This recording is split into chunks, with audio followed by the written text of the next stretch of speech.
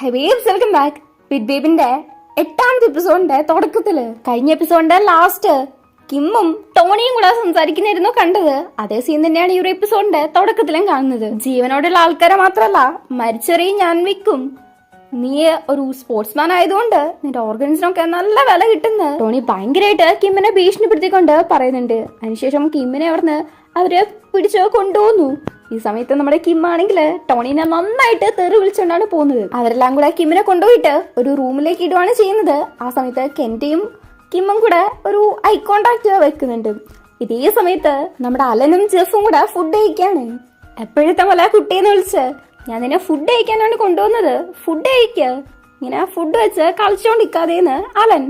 എന്റെ അടുത്ത് എന്തെങ്കിലും പറയാനുണ്ടെങ്കിൽ അത് ഡയറക്റ്റ് ആയിട്ട് അങ്ങ് പറഞ്ഞേക്കെന്ന് ജെഫ് പറയാണ്. ജെഫും ചാർലിയും ടോണി അഡോപ്റ്റ് ചെയ്ത് വളർത്തിയ പിള്ളേരാണെന്ന് മനസ്സിലായല്ലോ. ഇവരുടെ എനിമിയാണല്ലോ ടോണി, അതുകൊണ്ട് ഫയർ ചെയ്യുകയാണെങ്കിൽ അങ്ങ് ചെയ്തേക്കെന്നാണ് നമ്മുടെ ചെക്കൻ പറയുന്നത്. അതിന് നിന്നെ ഫയർ ചെയ്യുന്നെന്ന് ആരാ പറഞ്ഞേന്ന് അലൻ. ഇക്കാര്യൊന്നും നിന്നെ കൊണ്ട് ചൂസ് ചെയ്യാൻ പറ്റുന്നല്ലെന്ന്, ഞാന് വിൽക്കാൻ വേണ്ടി വളർത്തിയ പന്നീനെ കണക്കാണെന്ന് ജെഫ് പറയുന്നുണ്ട്. അതിന് നീ അങ്ങനെ തന്നെ നിൽക്കാൻ പോവാണോ, അതിന് ടോണിനെ സമ്മതിക്കാൻ പോവാണോ എന്ന് അലൻ. ഞാൻ ചുമ്മാ പാസ്റ്റിനെ കുറിച്ചൊന്ന് ചിന്തിച്ചു നോക്കിയതാണ്, ഇനിയും അങ്ങനെ തന്നെ നിൽക്കാൻ ഞാൻ താല്പര്യപ്പെടുന്നില്ല. ബേബിനെ പോലെ ഒറ്റയ്ക്ക് പുറത്തേക്ക് വരാനാണ് ഞാൻ തീരുമാനിച്ചിരിക്കുന്നത് എന്നാണ് ജെഫ് പറയുന്നത്. അത് കഴിഞ്ഞിട്ട് അലൻ ചോദിക്കുന്നുണ്ട് ജെഫിന്റെ സ്പെഷ്യൽ എബിലിറ്റി എന്താണെന്ന്. ഇതുവരേക്കും അതിനൊന്ന് യൂസ് ചെയ്യുന്ന കണ്ടിട്ടില്ലല്ലോ എന്ന്. ഞാനത് പറയുവാണെങ്കിൽ ഇക്കാര്യം ആരുടെ അടുത്തും പറയത്തില്ലെന്ന് പ്രോമിസ് ചെയ്യാവോന്ന് ജെഫ്. നമ്മുടെ അലൻ വളരെ നല്ലൊരു മനുഷ്യനായോണ്ട് നിനക്ക് അതത്ര സീക്രട്ട് ആയിട്ടുള്ള കാര്യമാണെങ്കിൽ കംഫർട്ടബിൾ അല്ലെങ്കിൽ ആരുടെ അടുത്തും പറയൊന്നും വേണ്ട, ഞാൻ നിന്നെ ഫോഴ്സ് ചെയ്യത്തില്ലെന്ന് പറയാണ്. സാധാരണയായിട്ട് ആ ഒരു എബിലിറ്റിനെ കുറിച്ച് അറിയുന്ന സമയത്ത് എല്ലാരും എന്നെ കണ്ട് പേടിക്കാറാണ് പതിവ്. അത് ഇനിയും തുടരാൻ ഞാൻ ആഗ്രഹിക്കുന്നില്ലെന്നും പറഞ്ഞ് ഞാൻ ഒരാളെ തൊട്ടിട്ടുണ്ടെങ്കിൽ അയാളുടെ ഫ്യൂച്ചർ കാണാൻ പറ്റും എന്നുള്ള കാര്യം പറയാണ്.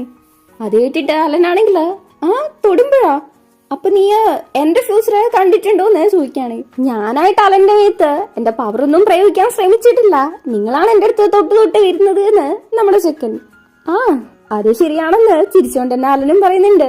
അതെന്റെ ചോദിക്കാണ്, ഈ ഒരു കാരണം കൊണ്ടാണോ ആരുടെ അടുത്തും അധികം ക്ലോസ് ആവാണ്ട് ഒറ്റയ്ക്ക് നിന്നത് എന്ന്. അതെ, ഈ ഫ്യൂച്ചർ ഇങ്ങനെ അറിയുന്നത് അത്ര സുഖമുള്ള ഏർപ്പാടൊന്നും അല്ലെന്ന് ജെഫ്. സാധാരണയായിട്ട് എനിക്ക് ഇങ്ങനെ ഒരു എബിലിറ്റി ഉണ്ട് എന്ന് അറിയുന്ന സമയത്ത് എല്ലാരും ഒന്നെങ്കിൽ എന്നെ കണ്ട് പേടിക്കും, അല്ലെങ്കിൽ അഡ്വാൻറ്റേജ് എടുക്കാൻ നോക്കുന്ന ജെഫ്. അങ്ങനെയാണെങ്കിൽ നീ എന്തുകൊണ്ട് എന്റെ അടുത്ത് പറഞ്ഞത്, ഞാൻ നിന്റെ അടുത്ത് അഡ്വാൻറ്റേജ് എടുക്കുന്ന പേടിയില്ലേന്ന് അലൻ.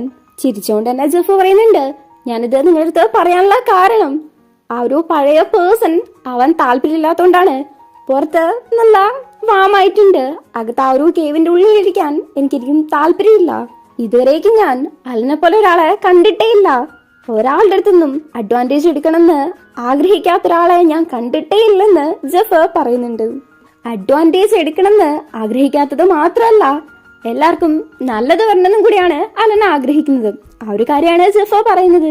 അലനും ജെഫ് എത്ര നല്ല കപ്പിളാണല്ലേ, ഇവരെ കാണുമ്പോ ഒരു പ്രത്യേക ഫീലാണ്. പ്രത്യേകിച്ച് അലന്റെ ആ ഒരു ചിരി, അലന്റെ ആ ഒരു സ്വഭാവം, ഇവർ തമ്മിലുള്ള കെമിസ്ട്രി, എന്താ പറയാ, ഒരു പ്രത്യേക ഒരു വൈബാണ് ഇവരുടെ അടുത്ത്. ഇവിടെ നമ്മുടെ വേയ ഭയങ്കര സെഡായിട്ട് ഡ്രിങ്ക്സ് കുടിച്ചോണ്ടിരിക്കാണ് ആ ഒരു ബാറിലിരുന്ന്. അമ്മാതിരി ചെയ്തല്ലായിരുന്നോ ബേബി ചെയ്തത്. അപ്പാണ് അങ്ങോട്ടേക്ക് പീറ്റ് വരുന്നത്. അവിടെ വന്ന് സൈലന്റ് ആയിട്ടിരിപ്പുണ്ട്. ആ സമയത്ത് വേയ കഴിഞ്ഞ ദിവസം വേനെ വീട്ടിൽ കൊണ്ടുവിട്ടത് പീറ്റ് ആയിരുന്നല്ലോ, അതിന് താങ്ക്സ് പറയുന്നുണ്ട്. അല്ലായിരുന്നെങ്കിൽ അവൻ ഇവിടെ എവിടെയെങ്കിലും കടന്നേനേന്ന്. ഇന്നും സാഡാണോ, ഇങ്ങനെ കുടിച്ചുകൊണ്ടിരിക്കുന്നത് ശരീരത്തിന് അത്ര നല്ലതല്ലെന്ന് പീറ്റ്. അതിന് ഞാൻ പഴയ ആളാവാൻ താല്പര്യപ്പെടുന്നില്ല, നമ്മളെ ഹേർട്ട് ചെയ്യുന്ന ഒരുപാട് കാര്യങ്ങള് പാസ്റ്റില് നടന്നിട്ടുണ്ടാവും, അത് വിടുന്നതാണ് നല്ലതെന്നൊക്കെ വേ സംസാരിക്കാണ്. ഇത് കേട്ടിട്ട് അങ്ങനെ പെട്ടെന്ന് വിട്ടളയാൻ പറ്റുന്നതാണോ എന്ന് പീറ്റ്. അതിന് 2 വഴിയുണ്ട്, ഒന്നെങ്കിൽ പൂർണ്ണമായിട്ട് വിടാ, അല്ലെങ്കിൽ റിവെഞ്ച് എടുക്ക. ചില സമയത്തൊക്കെ നമ്മള് നല്ലൊരു ആളായിരിക്കുന്നതും കൊണ്ട് നമുക്ക് പ്രത്യേകിച്ചൊന്നും കിട്ടത്തില്ല, ബാഡ് ആയിട്ടുള്ള പേഴ്സൺ ആവുന്നതാണ് നല്ലത് എന്ന് പറയുന്നുണ്ട്. ഇതൊക്കെ കുറച്ച് സ്ട്രെയിഞ്ച് ആയിട്ടുണ്ട്. ഇനിയിപ്പോ എന്തെങ്കിലും മോശമായിട്ട് ചെയ്യാൻ പോവാണോ എന്തോ. ചെക്കൻ എന്തുദ്ദേശിച്ചാ പറയുന്നതെന്ന് നമുക്കറിയത്തില്ല. എന്തായാലും പീറ്റിന് വേണ്ടിയിട്ട് ഡ്രിങ്ക്സ് ഒക്കെ ഓർഡർ ചെയ്തിട്ടാണ് അവിടുന്ന് പോകുന്നത്. അവന്റെ ചിലവായിട്ട് അന്നത്തേക്കുള്ള നന്ദി സൂചകമായിട്ട് അത് ഓർഡർ ചെയ്ത് പോകുന്ന വേനെ ഭയങ്കര കാര്യമായിട്ട് പീറ്റ് നോക്കിയിരിപ്പുണ്ട്. ഇവിടെ ജെഫും ചാർലിയും കൂടെ മീറ്റ് ചെയ്യുന്നുണ്ട്. ജെഫ് ഫ്യൂച്ചർ ഉണ്ടായിരുന്നല്ലോ, അത് ബേബിന്റെ ഫ്യൂച്ചർ ആയിരിക്കണം. ബേബിന്റെ കയ്യിലെ തൊട്ടപ്പോഴാണല്ലോ കണ്ടത്, പക്ഷെ ഫേസ് ഒന്നും കാണിക്കുന്നില്ല എന്നുള്ളൊരു സത്യമാണ്. എന്തായാലും ബേബിന്റെ ഫ്യൂച്ചർ എന്തൊക്കെ സംഭവിച്ചാലും ബേബിന്റെ കൂടെ നിൽക്കാനാണ് ഇപ്പം ചാർലി തീരുമാനിച്ചിരിക്കുന്നത്. ആ ഒരു ഫ്യൂച്ചറെ മാറ്റാൻ വേണ്ടിയിട്ട് ചാർലി ശ്രമിച്ചാല് അവൻ എന്തെങ്കിലും പറ്റുമോ എന്നാണ് ജെഫിന് പേടി. അതുകൊണ്ട് ഇതിന്ന് പിന്മാറാൻ പറയുന്നുണ്ടെങ്കിലും ചാർലി ഉറച്ചു തന്നെ പറയുന്നുണ്ട്, ഇതിന്ന് എന്തായാലും പിന്മാറത്തില്ല, ബേബിന്റെ കൂടെ തന്നെ നിൽക്കാനാണ് ഞാൻ ഉദ്ദേശിക്കുന്നതെന്ന്. നീ ഒന്നുകൊണ്ട് വിഷമിക്കണ്ട, ഫ്യൂച്ചറെ മാറ്റാൻ പറ്റില്ല എന്നുള്ളതാണ്, അല്ലെങ്കിൽ അതുകൊണ്ട് എന്തെങ്കിലും കുഴപ്പമുണ്ട് എന്നുണ്ടെങ്കിൽ നിനക്ക് ഫ്യൂച്ചർ കാണാനുള്ള കഴിവുണ്ടാവത്തില്ലല്ലോ എന്ന് പറഞ്ഞ് ജെഫിനെയും ഒരു വിധത്തില് സമാധാനിപ്പിക്കുന്നുണ്ട്. അടുത്ത സീനില് നമ്മുടെ പീറ്റർ ഒരു ന്യൂസ് കേട്ടോണ്ടിരിക്കാണ്. ടോണിയാണ് ഈ പ്രാവശ്യം ഫ്രീ ഡ്യൂട്ടി ഷോപ്സിന്റെ കൺസെഷൻ കിട്ടിയിരിക്കുന്നത് ടോണിന്റെ ഗ്രൂപ്പിനാണ്. നമ്മുടെ പീറ്റർക്കുള്ള കോമ്പറ്റീറ്റീവ്സ് മത്സരിച്ചിട്ടാണ് ടോണി ഈ ഒരു നേട്ടം നേടിയെടുത്തത്. ടോണി ഒരു ദിവസം കെന്റിന്റെ അടുത്ത് പറഞ്ഞിട്ടുണ്ടായിരുന്നല്ലോ, റെഡ് റേസിംഗ് ടീമിന് ഇപ്പൊ കൊടുക്കുന്ന പൈസ അവർ ഒഴിവാക്കിയിട്ട് ഭയങ്കരമായിട്ടുള്ള പ്രോഫിറ്റ് ഉള്ള ഒരു കാര്യം ചെയ്യാൻ പറഞ്ഞിരുന്നല്ലോ. അതാണ് ഈ ഒരു ഓപ്ഷൻ. അതിന്റെ ഓപ്ഷനില് വലിയൊരു ഹൈ പ്രൈസ് പറഞ്ഞിട്ടാണ് ടോണി ഇത് ചെയ്തിട്ടുള്ളത്. ഇപ്രാവശ്യം നമുക്ക് ചെറിയൊരു മാറ്റത്തില് മിസ്സായി പോയല്ലോ എന്നൊക്കെ പീറ്റിന്റെ അസിസ്റ്റന്റ് പറയുന്ന സമയത്ത് ഇനി ബാക്കിയുള്ള ഓപ്ഷനിലൊന്നും നമ്മൾ ഇൻവെസ്റ്റ് ചെയ്യേണ്ട കാര്യമില്ലെന്നാണ് പീറ്റർ പറയുന്നത്. പീറ്റിന്റെ കമ്പനീനെ ഫസ്റ്റ് പ്ലേസിലേക്ക് കൊണ്ടുവരാനൊന്നും ഉദ്ദേശിക്കുന്നില്ലെന്ന്. അതേപോലെ ടോണി ഇങ്ങനെ ഒരുപാട് പൈസ ഇറക്കിയിട്ടാണല്ലോ കളിക്കുന്നത്, അതിന്റെ സോഴ്സ് കണ്ടുപിടിക്കാനാണ് പറയുന്നത്. ആരാണ് അത് ട്രാൻസ്ഫർ ചെയ്തത്? കിമ്മിന്റെ കാര്യത്തിൽ ഇപ്പം അപകടത്തിനുള്ള സാധ്യത കൂടുതലാണെന്ന് ബേബൊക്കെ ഓൾറെഡി തന്നെ മനസ്സിലാക്കിയായിരുന്നല്ലോ. അതുകൊണ്ട് ബേബും ചാർലിയും കൂടെ കിം താമസിച്ചിരുന്ന സ്ഥലത്തേക്ക് വരുന്നുണ്ട്. നോക്കുമ്പോ സാധനമൊക്കെ ചെതറി കിടക്കുവാണ്, നിലത്തേക്കാണ് കിടക്കുന്നത്. ബാത്റൂം പോയി നോക്കുമ്പോഴാണെങ്കിൽ അവിടെ കണ്ണാടിയിലൊക്കെ ബ്ലഡ് ഉണ്ട്. അത് ഫോട്ടോയും എടുത്തു വെക്കുന്നുണ്ട്. എന്തോ പന്തിയുടെ ഉണ്ടെന്ന് മനസ്സിലാക്കിയിട്ട് രണ്ടുപേരും ഭയങ്കര സൂക്ഷിച്ച് തന്നെയാണ് പോകുന്നത്. ഓരോ സ്ഥലത്ത് നോക്കുന്ന സമയത്ത് ഇവിടെ ചാർലിക്കാണെങ്കിൽ ഇപ്പൊ ബേബിന്റെ സെൻസ് ഉണ്ടല്ലോ, ചെക്കിനെ നന്നായിട്ട് ചെവിയേക്കുമല്ലോ. അപ്പൊ എന്തോ ഒരു സൗണ്ട് കേട്ടിട്ട് ഒരു റൂമിലേക്ക് പോകുമ്പോഴാണെങ്കിൽ അവിടെ ഒരാളെ ഇവനെ നേരെ തോക്കും പിടിച്ചുകൊണ്ടുവരാണ്. അങ്ങോട്ടേക്ക് ബേബും വരുന്നുണ്ട്. അങ്ങനെ ഈ ഒരു തോക്കിന് വേണ്ടിയിട്ട് 3 പേരും കൂടെ വഴക്കുണ്ടാക്കുവാണ്. കുറെ അടി അങ്ങോട്ടും ഇങ്ങോട്ടും കിട്ടുന്നുണ്ട്. അയാള് ബോട്ടിൽ വെച്ച് ബേബിന്റെ തലക്കടിക്കാൻ വരുമ്പം ചാർലി അത് അവന്റെ കൈ കൊണ്ട് തടയുന്നുണ്ട്. അങ്ങനെ അങ്ങോട്ടും ഇങ്ങോട്ടുള്ള അടികള് ഒരു വിധത്തിൽ അയാളെ അടിച്ചിട്ട് ഇവര് പുറത്തേക്ക് ഇറങ്ങുന്നുണ്ട്. അപ്പൊ നോക്കുമ്പോഴാണെങ്കിൽ വേറൊരാള് തോക്കെടുത്തവരാണ്. അങ്ങനെ ഒരു വിധത്തിലാണ് ഇവർ രണ്ടും കൂടെ അവിടെ പോകുന്നത്. ഇവരിങ്ങനെ ഇവിടെ വന്ന് നിന്ന ആ ഒരു വിഷ്വൽസ് ഒക്കെ ടോണി ഇരുന്ന് കാണുന്നുണ്ട്. ഇവിടെ നമ്മുടെ ജെഫ് തിരിച്ച് വീട്ടിലേക്ക് വരുന്ന സമയത്ത് അവനൊരു ഫ്യൂച്ചറെ കാണാൻ പറ്റാണ്, അതും അവന്റെ തന്നെ. ടോണി പിള്ളേരെയൊക്കെ അഡോപ്റ്റ് ചെയ്യുന്ന ആ ഒരു ഫൗണ്ടേഷൻ ഉണ്ടല്ലോ, ടോണിന്റെ ഫൗണ്ടേഷൻ, അവിടെ ജെഫ് ചെല്ലുന്നതായിട്ടും ടോണി ആ സമയത്ത് ആരെയോ കൊല്ലുന്നതായിട്ടും ഒക്കെയാണ് കാണുന്നത്. ഇവിടെ കെൻഡ ഒരാളുടെ അടുത്ത് ഒരു കുട്ടി ആൽഫേനെ വിൽക്കുവാണ്. ഇത് കുറച്ച് മാറി നിന്ന് നമ്മുടെ പീറ്റ് വീഡിയോ എടുക്കുന്നുണ്ട്. അങ്ങനെ ആ ഒരു വീഡിയോയിൽ നോക്കി പിന്നെ ഒന്നും കൂടെ കെന്റനെ നോക്കുന്ന സമയത്ത് അവിടെ കെന്റനെ കാണുന്നില്ല. കെന്റ കറക്റ്റ് ആയിട്ട് പീറ്റിന്റെ കഴുത്തിന് തന്നെ കത്തി വെക്കുന്നുണ്ട്. നീ എന്തുവാണോ ചെയ്യാൻ നോക്കുന്നത് അത് നിർത്തുന്നതാണ് നിനക്ക് നല്ലത് എന്ന് ഭീഷണിപ്പെടുത്തുന്നതാണൊക്കെ കെന്റ പറയുന്ന സമയത്ത്, ഞാനല്ല നീയാണിത് നിർത്തേണ്ടത്, ആ പിള്ളേരുടെ അടുത്ത് നീ ചെയ്യുന്നത് തെറ്റാണെന്ന് നിനക്ക് തന്നെ അറിയാം, നിന്നെ കൊണ്ട് ഇത് നിർത്താൻ പറ്റുള്ളൂ എന്ന് പറയാണ്. കെന്റ പിന്നെയും പീറ്റിന്റെ കഴുത്തിലേക്ക് കത്തി വെച്ച് കുറച്ചേരം അങ്ങനെ നോക്കിയിരിക്കുന്നുണ്ട്. രണ്ടുപേരും കുറച്ചേരം പരസ്പരം നോക്കിയിരിക്കുന്നുണ്ട്. അത് കഴിഞ്ഞിട്ട് കെന്റ അവിടുന്ന് പോവാണ്. ഈ ഒരു സീൻ വെച്ച് നോക്കുമ്പം പീറ്റും ടോണിന്റെ അഡോപ്റ്റഡ് ചൈൽഡ് ആവാനുള്ള സാധ്യതകള് കൂടുതലാണ്. ഇവിടെ നമ്മുടെ ജെഫ് ടോണിന്റെ ആ ഒരു ഫൗണ്ടേഷനിലേക്ക് തന്നെ പോകുന്നുണ്ട്. പോകുന്ന സമയത്ത് അവന് പിന്നെയും ഒരു ഫ്യൂച്ചർ കാണാൻ പറ്റുന്നു. ടോണി ബേബിനെ ഉപദ്രവിക്കുന്ന കണക്കാണ് അതിലുള്ളത്. അങ്ങനെ നേരെ ഇവനകത്തേക്ക് പോകുന്നുണ്ട്. ഒളിഞ്ഞെന്ന് നോക്കുമ്പം ടോണിയും വേറൊരാളും കൂടെ സംസാരിക്കുന്നത് കാണുവാണ്. നിനക്ക് അന്ന മിഷൻ എന്തായി? ഇപ്പൊ തന്നെ നിനക്ക് ഒരുപാട് ടൈം തന്നു കഴിഞ്ഞു. നീ ഒരു എനിഗ്മയാണ്. ബേബ് ഒരു സ്പെഷ്യൽ ആൽഫയാണെങ്കിൽ പോലും അതിനെക്കാട്ടും സ്പെഷ്യലാണ് നീ. നിനക്ക് ബേബിനെ ഉപദ്രവിക്കാൻ താല്പര്യമില്ല എന്നുള്ളത് എനിക്കും അറിയാം. പക്ഷേ നീ അവനെ എന്റെ അടുത്ത് തിരിച്ചു കൊണ്ടുതന്നാ മാത്രം മതി. ഞാൻ അവനൊന്നും ചെയ്തില്ല, ജസ്റ്റ് എനിക്ക് അവന്റെ അടുത്ത് നിന്ന് അഡ്വാൻറ്റേജ് എടുക്കണമെന്ന് മാത്രമേ ഉള്ളൂ എന്നൊക്കെ ടോണി അയാളുടെ അടുത്ത് സംസാരിക്കുന്നുണ്ട്. അയാള് പ്രത്യേകിച്ച് റിപ്ലൈ ഒന്നും കൊടുക്കുന്നതായിട്ട് കാണിക്കുന്നില്ല. ബേബിന്റെ അടുത്ത് കുറെ കാലമായിട്ട് അടുപ്പമുള്ള ആളാണ് ഇപ്പം ടോണിന്റെ അടുത്ത് സംസാരിക്കുന്നതെന്ന് ഇവരുടെ സംസാരത്തിൽ തന്നെ നമുക്ക് മനസ്സിലാക്കാൻ പറ്റുന്നുണ്ട്. അതുപോലെ അപ്പിയറൻസ് ഒക്കെ വെച്ചിട്ട് നമ്മുടെ വേ ആവാനാണ് ചാൻസ് കൂടുതലായിട്ടുള്ളത്. നേരത്തെ അവര് അകത്തേക്ക് കയറി പോകുന്നേം കാണിച്ചിരുന്നു. അപ്പൊ ഒരു സ്ട്രക്ചറൊക്കെ വെച്ചിട്ട് വേ ആവാനുള്ള ചാൻസ് ആണ് കൂടുതൽ. പോരാത്തതിന് അവൻ പറയുകയും ചെയ്തായിരുന്നല്ലോ എന്തോ റിവെഞ്ച് എടുക്കുന്ന കാര്യമൊക്കെ. മൊത്തത്തിൽ ഒരു സ്പെല്ലിംഗ് മിസ്റ്റേക്ക് ഉണ്ട്. ഇവിടെ ജെഫ് ആണെങ്കിൽ ഇവരിങ്ങനെ സംസാരിക്കുന്നത് നോക്കുകയാണല്ലോ. ലാസ്റ്റ് ആണ് അവൻ ആ ഒരു പേഴ്സണെ കാണുന്നത്. കണ്ടിട്ട് എന്തോ ഷോക്ക് ആവുന്നുണ്ട്. അങ്ങനെ ഫോണിൽ എന്തോ മെസ്സേജ് അങ്ങോട്ട് ടൈപ്പ് ചെയ്ത് വരുന്ന സമയത്ത് കുറെ അല്ലോ കണ്ടിട്ട് ഒരു സൗണ്ട് കേൾക്കാണ്. നോക്കുമ്പോ മുന്നില് കെന്റ. പിന്നെ അവിടെ നിന്ന് രക്ഷപ്പെടാൻ നോക്കുന്നുണ്ടെങ്കിലും കെന്റ അവനെ പിടിക്കുന്നുണ്ട്. നീ ഈ വീട്ടിലുള്ളവരുടെ അടുത്താണ് ലോയലായിട്ടിരിക്കണ്ടേ എന്നുള്ള കാര്യം മറന്നുപോയോന്ന് ചോദിച്ച് കുറച്ച് ടെററായിട്ട് സംസാരിക്കുന്നുണ്ട്. ഇവിടെ ചാർലിക്ക് ജെഫിന്റെ അടുത്ത് നിന്ന് മെസ്സേജ് വരുന്നുണ്ട്.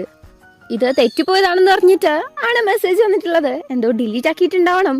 അങ്ങനെയാണെങ്കിൽ അതൊക്കെ എൻഡ് ആവാനാണ് ചാൻസ്. കാരണം ജിഫിന്റെ അടുത്ത് നിന്ന് എന്റെ ഫോൺ മേടിച്ചിട്ടുണ്ടായിരുന്നു. നമ്മുടെ ചെക്കനോട് സംശയം ഉണ്ടെങ്കിലും പിന്നെ അത് വലിയ കാര്യമായിട്ട് അങ്ങ് എടുക്കുന്നില്ല. ഇവിടെ ബേബ് ഫസ്റ്റ് എയ്ഡ് ബോക്സ് ഒക്കെ എടുത്തിട്ട് വന്നിട്ട് ചാർലിന്റെ അടുത്ത് ഷർട്ട് അയക്കാൻ പറയാണ്. ചെക്കനാണെങ്കിൽ ഭയങ്കര എക്സൈറ്റഡ് ആയിട്ട് ചിരിച്ചോണ്ടിരിക്കുകയാണ്. വേറെ എന്തൊക്കെയാണ് വിചാരിച്ചിട്ടാണെന്ന് തോന്നുന്നു. ചെക്കന്റെ മൈൻഡ് തീരെ ശരിയില്ല, നമ്മളെക്കാട്ടും മോശമാണ്. ബേബാണെങ്കിൽ എടാ നിന്റെ മുറിവ് നോക്കാനാണെന്ന് പറയുന്നു. നേരത്തെ അവിടുന്ന് കുറച്ച് മുറിവൊക്കെ പറ്റിയിട്ടുണ്ടായിരുന്നല്ലോ, അത് നോക്കാനാണെന്ന്. ചാർലി ആണെങ്കിൽ കടന്നങ്ങ് കൊഞ്ചുവാണ്. ബേബിനെയും കൊണ്ട് തന്നെ ഷർട്ട് അഴിപ്പിക്കുന്നുണ്ട്. നോക്കുമ്പോ അത്യാവശ്യം നന്നായിട്ട് തന്നെ ചാർലിന്റെ മേല് മുറിഞ്ഞിട്ടുണ്ട്. എന്റെ കൂടെ വന്നാൽ ഇങ്ങനെയാണ്, എന്തെങ്കിലുമൊക്കെ പറ്റാൻ ചാൻസ് ഉണ്ട്, അതുകൊണ്ട് അടുത്ത പ്രാവശ്യം മുതൽ വരണ്ടാന്ന് ബേബ് പറയുന്നുണ്ട്. ഞാൻ വരുന്നു ചാർലി, ഇതാ നോക്ക് എന്റെ അടുത്ത് ഇപ്പം സെൻസ് ഇല്ല, എനിക്ക് എന്നെ തന്നെ പ്രൊട്ടക്ട് ചെയ്യാൻ പറ്റത്തില്ല, നിന്നെ ഇങ്ങനെ പ്രൊട്ടക്ട് ചെയ്യാന്ന് ബേബ് ചോദിക്കാണ്. ചാർലിക്ക് എന്തെങ്കിലും പറ്റുമോന്ന് ബേബിന് പേടി. അതിന് നിങ്ങളുടെ സെൻസ് എന്റെ അടുത്തുണ്ടല്ലോന്ന് ചാർലി ബേബിനെ പ്രൊട്ടക്ട് ചെയ്യാൻ വേണ്ടിയിട്ട് എന്താണേലും ചെയ്യും എന്ന് പറയുന്നുണ്ട്. ബേബിന്റെ സെൻസ് തിരിച്ചു വേണോന്നുണ്ടെങ്കിൽ തരാന്നും പറയുന്നുണ്ട്. ഇത് കേട്ടിട്ട് ബേബിനാണെങ്കിൽ ഭയങ്കരമായിട്ട് ദേഷ്യം വരുന്നുണ്ട്. ആ ഒരു സെൻസ് തിരിച്ച് ബേബിന്റെ അടുത്തേക്ക് വരണമെങ്കിൽ ചാർലി മരിക്കണമല്ലോ. അവൻ ഇത്രയും ചെറിയ ഒരു അടി പറ്റിയപ്പോഴേക്കും തന്നെ ബേബിനെ കൊണ്ട് സഹിക്കാൻ പറ്റുന്നില്ല. അപ്പൊ മരിക്കുന്ന കാര്യമൊക്കെ പറഞ്ഞിട്ടുണ്ടെങ്കിൽ എമ്മാതിരി ദേഷ്യം വരും. ഞാൻ ചുമ്മാ പറഞ്ഞാണെന്ന് ചാർലിയും പറയുന്നുണ്ട്. പക്ഷെ എങ്ങനെയായാലും ബേബിനെ പ്രൊട്ടക്ട് ചെയ്യും എന്നും പറയുന്നുണ്ട്. അറിയാന്ന് ബേബും മരുന്നൊക്കെ വെച്ച് കഴിഞ്ഞിട്ട് അതെടുത്ത് മാറ്റാൻ നിൽക്കുന്ന സമയത്ത് മൊത്തത്തില് റിക്കവേർഡ് ആയിട്ടില്ലെന്ന് നമ്മുടെ ചെക്കൻ പറയാണ്. ഇനി എവിടെയാ ഉള്ളത് എന്ന് ബേബ് കവിള് കാണിച്ചു കൊടുത്തിട്ട് ഇവിടെന്ന് പറഞ്ഞുകൊണ്ടിരിക്കാണ്. കിസ് വേണമെന്നാണ് പറയുന്നതെന്ന് മനസ്സിലായത് കൊണ്ട് തന്നെ ഇപ്പോഴാണോ ഇതിനൊക്കെയുള്ള നേരെന്ന് ബേബി ചോദിക്കുന്നുണ്ടെങ്കിലും കവിള് അങ്ങനെ കാണിച്ചുകൊണ്ടിരിക്കുമ്പം ഒരു കിസ് കൊടുക്കുന്നുണ്ട്. മതിയോന്ന് ചോദിക്കാണ്, റിക്കവർ ആയോന്ന്. ഇല്ല എന്ന് പറഞ്ഞിട്ട് ഇപ്പുറത്തെ കവിള് കാണിച്ചു കൊടുക്കുന്നു. ഇതൊക്കെ കുറച്ച് കൂടുതലാണെന്ന് ബേബ്. പക്ഷെ ബേബിന്റെ ബേബ് ഒരു കിസ് ചോദിക്കുമ്പം എങ്ങനെ കൊടുക്കാതിരിക്കും? അപ്പുറത്തെ കവിളിലും കൊടുക്കുന്നുണ്ട്. അപ്പാടെ ചാർലിക്ക് ലിപ്സില് കിസ് വേണം, പിന്നെ അതും കൊടുക്കുന്നുണ്ട്. എന്നിട്ട് ചോദിക്കാണ് റിക്കവേർഡ് ആയോന്ന്. അപ്പോഴും ഇല്ലെന്ന് ചാർലി മൊത്തത്തിലൊരു ബോഡി എക്സാമിനേഷൻ നടത്താൻ പറയാണ്. അങ്ങനെയാണെങ്കിൽ കടക്കെന്ന് പറഞ്ഞിട്ട് ബേബാണെങ്കിൽ ചാർലിന്റെ മേത്തേക്ക് കയറിയിരിപ്പുണ്ട്. എന്നിട്ട് ഒന്നും കൂടെ ചോദിക്കുന്നുണ്ട് ഫുൾ എക്സാമിനേഷൻ നടത്തട്ടേന്ന്. അടുത്ത സീനിൽ നോക്കുമ്പം ബേബ് എണീറ്റ് സൺസ്ക്രീം അപ്ലൈ ചെയ്തുകൊണ്ടിരിക്കാണ്. അപ്പാണ് അങ്ങോട്ടേക്ക് ചാർലി വരുന്നത്. പെട്ടെന്ന് കുളിക്കാൻ നോക്ക്, അല്ലെ നമ്മളെ വെയിറ്റ് ചെയ്തിരിക്കായിരിക്കുമെന്ന് ബേബ്. ഇവിടെ ചെറുതായിട്ട് സൺസ്ക്രീമിന്റെ പരസ്യമാണ് കാണിക്കുന്നത്. പിന്നെ പൈമാര് ചിരിച്ചളിച്ച് സംസാരിക്കുന്നതൊക്കെ കാണുമ്പോൾ നമുക്കൊരു സാറ്റിസ്ഫാക്ഷൻ. ചാർലിക്കാണെങ്കിൽ രാവിലെ തന്നെ കിസ് ചെയ്യണം. അത് കൊടുക്കാൻ നിൽക്കുന്ന സമയത്താണെങ്കിൽ ബേബ് സമ്മതിക്കുന്നില്ല. ആദ്യം പോയിട്ട് പല്ലേച്ച് കുളിച്ചിട്ടാ അത് കഴിഞ്ഞിട്ട് ഫ്രഞ്ച് കിസ് തന്നെ അങ്ങ് തന്നേക്കാന്ന് പറയാണ്. പെട്ടെന്ന് നോക്കുന്ന് പറഞ്ഞിട്ട് ബേബ് അവിടുന്ന് പോന്നു. ചാർലി ആണെങ്കിൽ അതെന്തോ ഒരു കിസ് പല്ലേ കണ്ട് തന്നു വെച്ച് കുഴപ്പമൊന്നും പറഞ്ഞ് നോക്കിക്കാണ്. അങ്ങനെ പല്ലും തേക്കുന്നുണ്ട്. ഇതിന്റെ ഇടയ്ക്കാണ് ബേബ് ചോദിക്കുന്നത്, ചാർലി നീ എന്റെ ബ്രഷ് എടുത്തിട്ടാണോ പല്ലേക്കുന്നത്? ഇൻഡയറക്റ്റ് കിസ്സാണോ മോൻ ഉദ്ദേശിക്കുന്നതൊക്കെ വെറുതെ ടീസ് ചെയ്ത് ചോദിക്കുന്നുണ്ട്. അങ്ങനെ ഇവരെ ഗ്യാരേജിലേക്ക് പോകുന്നുണ്ട്. എല്ലാരെയും ആ ഒരു ഫോട്ടോ കാണിക്കുന്നുണ്ട്. കിമ്മിന്റെ വീട്ടിൽ നിന്ന് ആ ഒരു ബ്ലഡ് ആയ ഫോട്ടോ എടുത്തായിരുന്നല്ലോ അത്. അപ്പൊ കിം പ്രശ്നത്തിലാണെന്ന് എല്ലാവർക്കും ഓൾറെഡി മനസ്സിലായിട്ടുണ്ടല്ലോ. ടോണി ആണെങ്കിൽ ഇവരെ അറ്റാക്ക് ചെയ്യുന്നതിൽ നിന്നും ഒരിക്കലും പിന്മാറത്തില്ല. ഈ സമയത്ത് നമ്മള് കിമ്മിനെയാണ് രക്ഷിക്കേണ്ടതെന്നൊക്കെയാണ് ഇവര് സംസാരിച്ചിരിക്കുന്നത്. ഓൾറെഡി തന്നെ പോലീസിന് കേസ് കൊടുത്തിട്ടുണ്ടെങ്കിലും വലിയ കാര്യമൊന്നും ഉണ്ടാവുമെന്ന് തോന്നുന്നില്ല. ടോണി എന്തായാലും ഇവരെ വെറുതെ വിടത്തില്ലല്ലോ. സോ ടോണി ഇവരെ ആക്രമിക്കുന്നതിന് മുന്നേ തന്നെ ഇവരെന്തെങ്കിലും ചെയ്യണമെന്നാണ് പറഞ്ഞുകൊണ്ടിരിക്കുന്നത്. അപ്പൊ അതിന് വേണ്ടിയിട്ട് സോണിക്കിന്റെ അടുത്തും നോട്ടത്തിന്റെ അടുത്തും വിന്നറിനെ ഫോളോ ചെയ്യാൻ വേണ്ടിയിട്ട് പറയുന്നുണ്ട്, കിം എവിടെയാണെന്ന് കണ്ടുപിടിക്കാൻ. അതുപോലെ ബേബ് വേന്റെ അടുത്ത് ഹെൽപ്പ് ചോദിക്കുന്നുണ്ട്. ടോണിക്കെതിരെയുള്ള എവിഡൻസ് ആണ് ഇനി ഇവർക്ക് വേണ്ടത്. പിള്ളേരിങ്ങനെ കൊടുക്കുന്നുണ്ട് എന്നുള്ള കാര്യത്തിനുള്ള എവിഡൻസ്. സോ അത് കളക്ട് ചെയ്യാൻ വേണ്ടിയിട്ടുള്ള ഹെൽപ്പാണ് ചോദിക്കുന്നത്. അതിന് വേണ്ടിയിട്ട് ഒരു ഫോട്ടോ കാണിച്ചു കൊടുക്കുന്നുണ്ട്. ആ ഫോട്ടോയിലുള്ള ആള് എന്തോ ഒരു അസോസിയേഷൻ വെച്ചിട്ടുണ്ട്. അയാൾക്ക് ഒരു ക്ലബ് ഉണ്ട്. മില്യൺസ് ഒക്കെ കൊടുത്തിട്ടാണ് ആ ക്ലബില് അംഗമാവാൻ പറ്റുള്ളൂ. അതും ടോണിയായിട്ട് കണക്ഷൻ ഉള്ള ആൾക്കാരാണ് അതിൽ മെമ്പേഴ്സ് ആയിട്ടിരിക്കുന്നതും. അപ്പൊ ആ ഒരു സ്ഥലം അല്ലെങ്കിൽ ആ ഒരു ആളെ മീറ്റ് ചെയ്യുകയാണെങ്കിൽ എന്തെങ്കിലും കാര്യം ഉണ്ടാവുമെന്ന് ബേബ പറയുന്നുണ്ട്. അതിന് വേണ്ടിയിട്ട് വേണ്ടത് ഒരു അപ്പോയിന്റ്മെന്റ് അയാളുമായിട്ട് എടുക്കാൻ വേണ്ടി പറയുന്നുണ്ട്. ഹെൽപ്പ് ചെയ്യാന്നുള്ള രീതിക്ക് തന്നെയാണ് അവ നിൽക്കുന്നത്. പക്ഷെ അവനെ കാണുമ്പോ എന്തോ ഒരു സസ്പീഷ്യസ് ആയിട്ട് തോന്നുന്നുണ്ട്. ഇവിടെ വേയ പുറത്ത് ആകപ്പെട്ട ടെൻഷനായിട്ട് സാഡായിട്ട് ഇരിക്കുന്ന സമയത്താണ് അങ്ങോട്ടേക്ക് ബേബ് വരുന്നത്. കഴിഞ്ഞ ദിവസം അപ്പോയിന്റ്മെന്റ് ചെയ്തിരുന്നെങ്കിൽ ആ ഒരു ഫുഡ് കഴിക്കാൻ പോയെന്ന് പറഞ്ഞെങ്കിലും ചെന്നില്ലല്ലോ. അതിന് സോറി ചോദിക്കുന്നുണ്ട്. ചാർലിന്റെ കൂടെ ടോണിന്റെ ഹ്യൂമൻ ട്രാഫിക്കിങ്ങിനെ കുറിച്ച് സംസാരിക്കായിരുന്നു. അതാ വരാത്തേന്നൊക്കെ പറയുന്ന സമയത്ത് അറിയാന്ന് വേയർ ദേഷ്യത്തിൽ തന്നെയാണ് ഉള്ളത്. ഞാൻ നിനക്ക് വേണ്ടിയിട്ട് എപ്പോഴും ഇങ്ങനെ വെയിറ്റ് ചെയ്ത് നിൽക്കുന്നു എന്ന് വെച്ച് എന്റെ അടുത്ത് നിനക്ക് എന്തും ചെയ്യാമെന്നല്ല അതിന്റെ അർത്ഥം. നിനക്ക് ഞാൻ ഇപ്പോഴും ഇമ്പോർട്ടന്റ് തന്നെയാണോ എന്ന് കുറച്ച് കലിപ്പിൽ തന്നെ ചോദിക്കുന്നുണ്ട്. ഓഫ് കോഴ്സ് നീ എനിക്ക് ഇമ്പോർട്ടന്റ് ആണ്, കാരണം നീയാണ് എനിക്ക് ആകെപ്പാടെയുള്ള ക്ലോസ് ആയിട്ടുള്ള ഒരേ ഒരു ഫ്രണ്ട് എന്ന് ബേബ്. നിനക്ക് എന്റെ ദേഷ്യം തീർക്കണം എന്നാണെങ്കിൽ എന്നെ ഡിന്നറിന് കൊണ്ടുപോകണം, അതും ആന്റീന്റെ ഹോട്ടലിലുള്ള വേറെ എവിടെയെങ്കിലും വേണമെന്ന് വേ പറയുമ്പം ശരി ഓക്കെ, എന്നാ പിന്നെ എവിടെയാ വേണ്ടതെന്ന് നീ ചൂസ് ചെയ്തോ, എക്സ്പെൻസീവ് ആയ ഒരു വെസ്റ്റേൺ ഹോട്ടലിൽ പോയാലോ എന്നൊക്കെ ബേബ് ചോദിക്കുന്നുണ്ട്. നീ അധികം സ്മാർട്ട് ആവണ്ട, മൊത്തത്തിലെ കാശ് ഞാൻ മുടിപ്പിക്കുന്ന വേയ. ഓ അതിനിപ്പോ എന്താ കുഴപ്പം, നീയാണ് എന്റെ ആകെപ്പാടുള്ള ഒരേ ഒരു ഫ്രണ്ട്, നിന്നെ ലൈഫ് മൊത്തത്തിൽ നോക്കുന്നതിന് ഒരു കുഴപ്പമില്ലെന്ന് ബേബ്. അങ്ങനെ അത്യാവശ്യം കമ്പനിയായിട്ടേക്ക് തന്നെയാണ് അവര് പോകുന്നത്. ഇവിടെ നമ്മുടെ അലൻ ഗ്യാരേജിൽ വന്നിട്ട് ആരെയോ തപ്പാണ്. അഫ്കോഴ്സ് ജെഫിനെ ആയിരിക്കണമല്ലോ. നോക്കുമ്പോ കാണുന്നില്ല. അവിടെയുള്ളവരുടെ അടുത്ത് അന്വേഷിക്കുമ്പം ഇന്ന് വന്നിട്ടില്ലെന്നാണ് പറയുന്നത്. സാധാരണയായിട്ട് ഇവനിങ്ങനെ ലീവ് എടുക്കാറില്ലല്ലോ എന്ന് പറഞ്ഞ് വിളിച്ചു നോക്കുമ്പോഴാണെങ്കിൽ ഫോണ് സ്വിച്ച് ഓഫ്. ഈ ചെക്കൻ ഇങ്ങനെയൊന്നും ചെയ്യാറില്ലല്ലോ എന്ന് ആലോചിക്കുന്നുണ്ട്. അങ്ങനെ അടുത്ത സീനില് വിന്നർ ഏതോ സ്ഥലത്തേക്ക് പോകുന്നുണ്ട്. അവനെ ഫോളോ ചെയ്ത് നമ്മുടെ നോർത്തും സോണിക്കും വന്നിട്ടുണ്ട്. പയ്യന്മാരാണെങ്കിൽ ഇരുന്ന് ഫുഡ് അയച്ചുകൊണ്ടിരിക്കാണ്. എനിക്കും വേണമെന്ന് സോണിക്ക് നോർത്ത് വായിലൊക്കെ വെച്ച് കൊടുക്കുന്നുണ്ട്. നോട്ട് ഒഴികെ ബാക്കി എല്ലാവരും ചെയ്യുന്നുണ്ട്. നമ്മൾ എന്തിനാ കിമ്മിനെ വെറുതെ രക്ഷിക്കാൻ നോക്കുന്നേന്ന് നോർത്ത്. എന്താ ഒരാള് നിന്റെ മുന്നിൽ കിടന്ന് മരിക്കാൻ പോകുന്നത് നീ നോക്കിയേക്കാൻ പോവാണോ എന്ന് സോണിക്ക്. അഥവാ എന്നെയാണ് ടോണിന്റെ ആൾക്കാർ ഇങ്ങനെ പിടിച്ചെങ്കില് എന്നെ നീ ഹെൽപ്പ് ചെയ്യാൻ വരുമോന്ന് നോർത്ത് ചോദിക്കാണ്. ഇല്ലെന്ന് സോണിക്ക്. അങ്ങനെ പയ്യന്മാരാണെങ്കിൽ ഇതിന്റെ പേരിൽ ആരോ ഫ്ലേർട്ട് ചെയ്തോണ്ടിരിക്കാണ്. അങ്ങനെ കുറച്ച് കഴിയുമ്പം അലൻ വന്നില്ലല്ലോ എന്ന് സോണിക്ക് പറയുന്നുണ്ട്. അതിനിപ്പോ എന്താ കുഴപ്പം, എന്നാ പിന്നെ നമുക്ക് സ്വന്തമായിട്ട് തന്നെ നോക്കാന്ന് പറഞ്ഞ നോർത്തങ്ങ് ഇറങ്ങിപ്പോവാണേ. ഈ നിൽക്കുക പറഞ്ഞ സോണിക്ക് പുറയ്ക്കും. ടോണിന്റെ അടുത്ത് ക്ലോസ് ആയിട്ടുള്ള ആ ഒരു ബിയു ക്ലബ് ഉണ്ടല്ലോ, ആ ഒരു സ്ഥലത്തെ ഡോങ് എന്ന് പറയുന്ന അതിന്റെ ഹെഡ് ആയിട്ടുള്ള ആളെ കാണാൻ വേണ്ടിയിട്ട് വേയും ബേബും ചാർലിയും കൂടെ പോകുന്നുണ്ട്. ജസ്റ്റ് 15 മിനിറ്റേ ഉള്ളൂ. അതിനുള്ളിലെ കാര്യങ്ങളൊക്കെ നടത്തിയിരിക്കണമെന്ന് വേയ ബേബിന്റെ അടുത്തൊക്കെ പറയുന്നുണ്ട്. അങ്ങനെ ഇവരകത്ത് പോകുമ്പോഴാണെങ്കിൽ ഈ ഡോങ് എന്ന് പറയുന്ന ആള് അവിടെ ചീട്ട് കളിച്ചുകൊണ്ടിരിക്കാണ്. നല്ല പൈസ വെച്ചിട്ടുള്ള കളിയാണ്. അങ്ങരുടെ തൊട്ടടുത്ത് തന്നെ ഒരു ചെക്കൻ ഇരിപ്പുണ്ട്. ആ ചെക്കൻ ചീട്ടൊക്കെ നോക്കിയിട്ട് അതിലേതാണ് നമ്പർ ഉള്ളത് എന്ന് പറയുന്നുണ്ട്. ഒബ്ജക്ട്സ് അങ്ങനെ തന്നെ വിസിബിൾ ആയിട്ട് കാണാൻ പറ്റുന്നതാണ് അവന്റെ സെൻസ് എന്ന് മനസ്സിലാവുന്നുണ്ട് നമ്മുടെ പയ്യന്മാർക്കും. അങ്ങനെ ആ ചെക്കൻ കറക്റ്റ് ആയിട്ടുള്ള കാർഡ് പറഞ്ഞു കൊടുക്കുന്നത് കൊണ്ട് തന്നെ അങ്ങനെ ആ ഒരു ഗെയിമില് ജയിക്കുന്നുണ്ട്. വേന്റെ ഗ്യാരേജില് ഡോങ്ങിന്റെ ഒരു കാറും കണ്ടിട്ടുണ്ട്. അതിനെ കുറിച്ച് സംസാരിക്കാൻ വേണ്ടിയിട്ടാണ് ഇപ്പൊ വന്നിട്ടുള്ളത്. ജസ്റ്റ് 5 മിനിറ്റേ ഉള്ളൂ എന്നാണ് ഡോങ് വേന്റെ അടുത്ത് പറയുന്നത്. ഇതേ സമയത്ത് നമ്മുടെ ബേബും ചാർലിയും കൂടി ആണെങ്കിൽ ആ പയ്യനെ എങ്ങോട്ടോ പോകുന്നുണ്ട്. ആ പയ്യനെ ഫോളോ ചെയ്ത് പോവാണ്. ഇവരെ കാണുന്നില്ല, പക്ഷെ ആ പയ്യന്റെ കയ്യില് ഒരു മണി പോലത്തെ ഒരു സംഭവം ഉണ്ട്. അതിന്റെ സൗണ്ട് നമ്മുടെ ചാർലിക്ക് കേൾക്കുന്നുണ്ട്. അവന് സ്പെഷ്യൽ പവേഴ്സ് ഒക്കെ ഉണ്ടല്ലോ ഇപ്പം. അങ്ങനെ ഇവരെ കറക്റ്റായിട്ട് ആ പയ്യന്റെ അടുത്തേക്ക് പോകുന്നുണ്ട്. ഇങ്ങനെ ടൗണിന്റെ കാര്യമൊക്കെ പറഞ്ഞിട്ട് എവിഡൻസ് കളക്ട് ചെയ്യാൻ നോക്കാണ്, അതിനെ ഹെൽപ്പ് ചെയ്യണമെന്നൊക്കെ പറയുന്നുണ്ട്. ഞങ്ങളെ കൊണ്ട് നിന്നെ ഹെൽപ്പ് ചെയ്യാൻ പറ്റും എന്നൊക്കെയാണ് പറയുന്നത്. പക്ഷെ ആ ചെക്കനാണെങ്കിൽ ഇല്ല പറ്റില്ല, ആരെ കൊണ്ട് എന്നെ ഹെൽപ്പ് ചെയ്യാൻ പറ്റില്ല, എന്റെ കയ്യില് അവര് GPS ഇൻസ്റ്റാൾ ചെയ്തിട്ടുണ്ട്, എന്നെ കൊണ്ട് അവരുടെ അടുത്ത് ഒരിക്കലും എസ്കേപ്പ് പോവാൻ പറ്റില്ല എന്നൊക്കെയാണ് ആ പയ്യൻ പറഞ്ഞുകൊണ്ടിരിക്കുന്നത്. നീ ഒന്നുകൊണ്ടും പേടിക്കണ്ട, ഞാനും ആ വീട്ടിലാണ് ഉണ്ടായിരുന്നത്, അവിടുന്ന് ഞാൻ എസ്കേപ്പ് ആയതാണ്, എനിക്ക് പറ്റുമെങ്കിൽ നിനക്കും പറ്റും എന്നൊക്കെ പറഞ്ഞ് ബേബ് ഒരു വിധത്തില് ആ പയ്യനെയും കൊണ്ട് സമ്മതിപ്പിച്ച് എടുക്കുന്നുണ്ട്. ഈ സമയത്താണ് ആരോ ആ സ്ഥലത്തേക്ക് വരുന്നതായിട്ട് ചാർലിക്ക് സെൻസ് ചെയ്യാൻ പറ്റുന്നത്. ഇവരെ പുറത്തിറങ്ങി വരുമ്പോഴേക്കും ഡോങ്ങിന്റെ ആളങ്ങോട്ടേക്ക് വരുന്നുണ്ട്. ആ പയ്യനെ അവിടുന്ന് പറഞ്ഞു വിടുന്നുണ്ട്. അത് കഴിഞ്ഞിട്ട് ഇവര് തമ്മിലൊരു ഫൈറ്റ് കിടക്കുന്നു. ഇയാളെ അടിച്ചിട്ട് അവര് പോകുന്ന സമയത്ത് വേറൊരാള് വരുന്നുണ്ട്.